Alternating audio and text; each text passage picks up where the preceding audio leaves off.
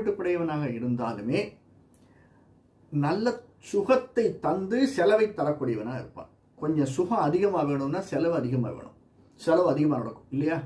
Sir எப்படி புரியலையே sir அப்படின்னா, இப்போ நம்ம ஒரு சிங்கிள் பெட்ரூம் ஃப்ளாட்டில் இருக்கோம். டபுள் பெட்ரூம் போனோம்னா அது 15,000 அது 20,000. ஆனால் அந்த டபுள் பெட்ரூமுக்குள்ள ஃபெசிலிட்டிஸ் நம்ம என்ஜாய் பண்ணிக்கலாம் இல்லையா? ஆனால் ஒரு 5,000 அதிகமாக தர வேண்டியிருக்கும். ஸோ நமக்கு சுகம் அதிகமாக வரும், அதனால் செலவினங்கள் அதிகமாக வரும். இது ஒன்று. அதே மாதிரி கார் வாங்குவதற்கோ வேறு ஒரு வீடு நிலம் வாங்குவதற்கோ சுக்கிரதசை இருப்பவர்களுக்கு அதிகமாக இருக்கு. சரி, ஆல்ரெடி என்கிட்ட கார் இருக்குது சார், நான் வேறு என்ன வாங்க போகிறேன் அப்படின்னா, அந்த கார் மூலியமாக வருவாயை பெருக்குவதற்கு சாத்தியக்கூறுகள் இருக்கு.